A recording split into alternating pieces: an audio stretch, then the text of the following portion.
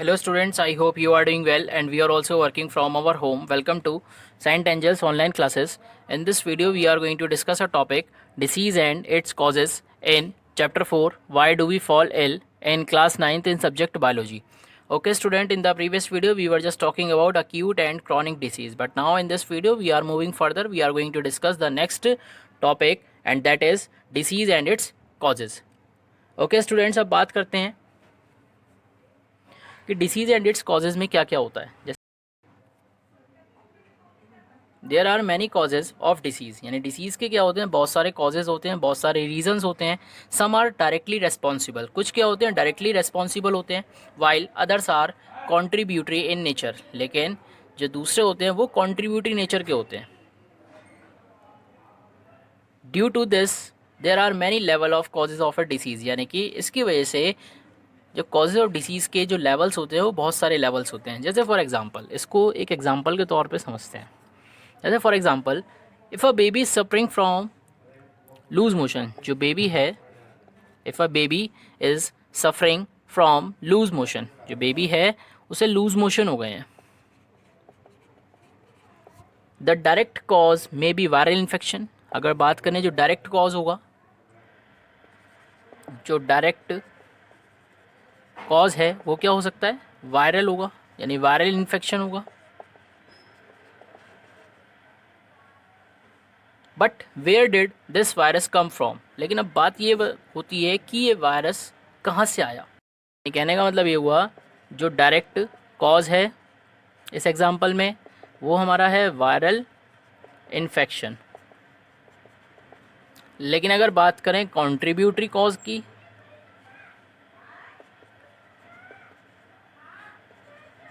Contributory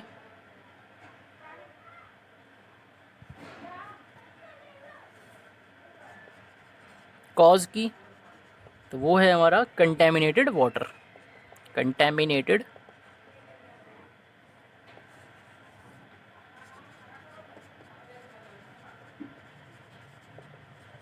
contaminated water, ये हमारा क्या होगा, कॉन्ट्रीब्यूटरी कॉज होगा. नाउ अब बात करते हैं, a disease is not the outcome of a single cause. जो डिसीज़ होती है वो सिर्फ एक रीज़न की वजह से नहीं होती. इनफैक्ट अ डिसीज़ कॉज्ड मैनी फैक्टर्स. जो डिसीज़ होती है वो बहुत सारे फैक्टर्स की वजह से होती है. And there are many levels of such causes, यानी इस टाइप के जो कॉजेज़ होते हैं उनके बहुत सारे लेवल्स होते हैं. जनरली अगर हम बात करें, जो कॉजेज़ ऑफ डिसीज़ को टू टाइप में डिवाइड कर सकते हैं. Number 1 immediate causes and number 2 contributory causes. Number 1 होता है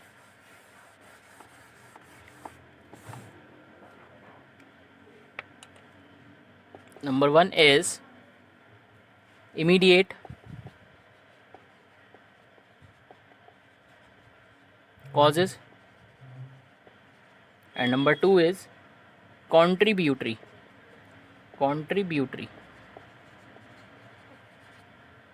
causes. नंबर 1 है immediate causes एंड नंबर 2 है contributory causes. बात करते हैं immediate causes क्या होते हैं.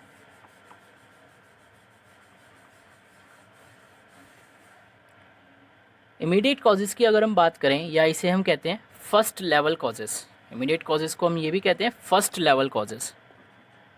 फर्स्ट लेवल कॉजेज़ बात करते हैं. फर्स्ट लेवल कॉजेज़ में क्या क्या होता है. दीज आर डायरेक्टली रेस्पॉन्सिबल, यानी ये जो कॉजेज़ होते हैं वो डायरेक्टली रेस्पॉन्सिबल होते हैं डिसीज़ के लिए. And these include infectious agents, यानी ये जो लेवल होता है उसमें इन्फेक्शियस एजेंट्स आते हैं, जिसे हम इमीडिएट कॉजेज़ में काउंट करते हैं. कहने का मतलब जो इन्फेक्शियस एजेंट्स जैसे पैथोजेंस हो गए वो आपके इमीडिएट कॉजेज़ होते हैं. एंड सडनली क्या होता है, बॉडी एनवायरनमेंट क्या होता है, चेंज हो जाता है. It may be due to drinking contaminated water, यानी कहने का मतलब गंदा पानी पीने से या ख़राब पानी पीने से क्या हुआ, ये वायरस आया होगा बॉडी में. So this is a contributory cause, यानी कहने का मतलब जो कंटेमिनेटेड वाटर है वो क्या होगा, कॉन्ट्रीब्यूटरी कॉज होगा. एंड जो वायरल इन्फेक्शन है दैट इज़ डायरेक्ट कॉज। जैसे बात करें इम्पॉर्टेंट इन्फेक्शियस एजेंट्स की, तो इम्पॉर्टेंट इन्फेक्शियस एजेंट्स जो हैं जैसे आपका वायरस हो गया, बैक्टीरिया हो गया,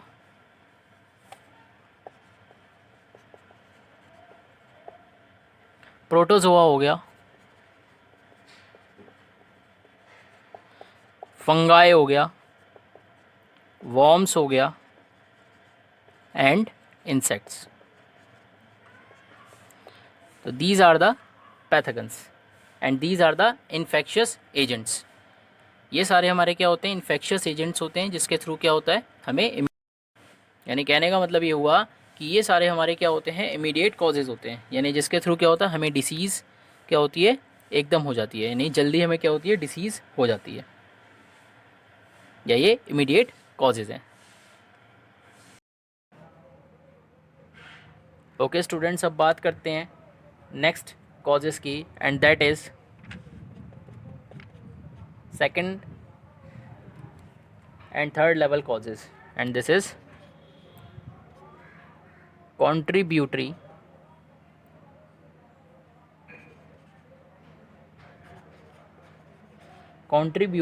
causes, और इसको हम कहते हैं सेकंड एंड थर्ड लेवल। जो फर्स्ट लेवल है वो था इमीडिएट कॉजेज़ एंड सेकंड है हमारा कंट्रीब्यूटरी कॉजेज़। ओके स्टूडेंट्स, अब बात करते हैं होता क्या है second and third level causes या फिर contributory causes. These causes are not directly responsible. ये जो कॉजेज़ होते हैं are not directly responsible. These are not directly responsible for the occurrence of the disease, यानी डिसीज़ के होने में ये डायरेक्टली रिस्पॉन्सिबल नहीं होते। In fact these only help the immediate causes to easily cause the disease, यानी कहने का मतलब ये सिर्फ क्या करते हैं, they help the immediate causes, यानी इमीडिएट कॉजेज़ की क्या करते हैं ये हेल्प करते हैं जिससे डिसीज़ बॉडी में क्रिएट हो जाती है।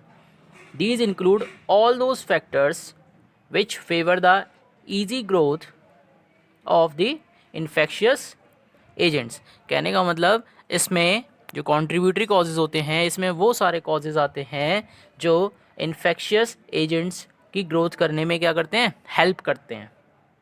Now contributory causes include, इसमें क्या क्या आता है, सबसे पहले आता है इसमें unclean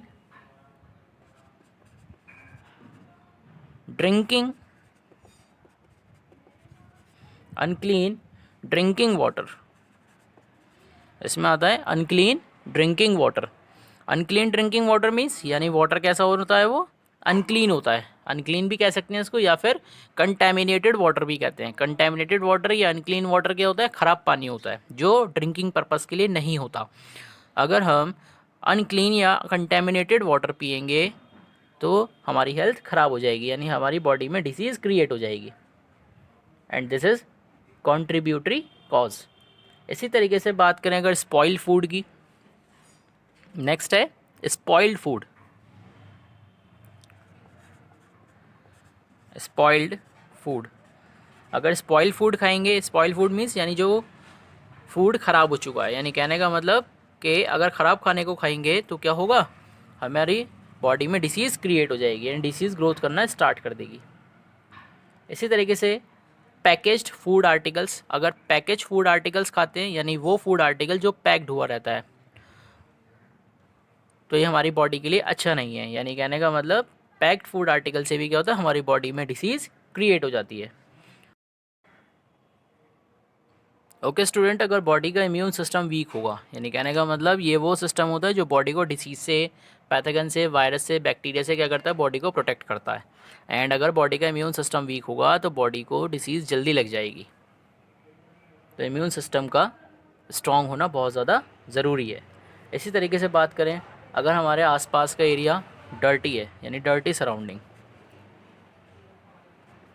डर्टी सराउंडिंग, अगर हमारे आसपास का एरिया डर्टी है यानी हमारे आसपास के एरिया क्लीन नहीं है, तो क्या होगा, हमें डिसीज़ जल्दी लग जाएगी। तो कहने का मतलब हमारे आसपास का एरिया भी कैसा होना चाहिए, बिल्कुल नीट एंड क्लीन होना चाहिए।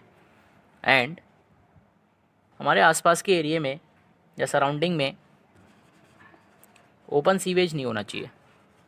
ओपन सीवेज मीन्स अगर सीवेज क्या होगा, ओपन होगा, तो क्या होगा, उससे हमारे क्या होगी, डिसीज़ जल्दी लग जाएगी। तो कहने का मतलब ओपन सीवेज सिस्टम से भी क्या होता है, एनवायरनमेंट पॉल्यूटेड होता है, और जब एनवायरनमेंट पॉल्यूटेड होता है तो उससे क्या होता है, डिसीज़ लगने के चांसेस ज़्यादा होते हैं।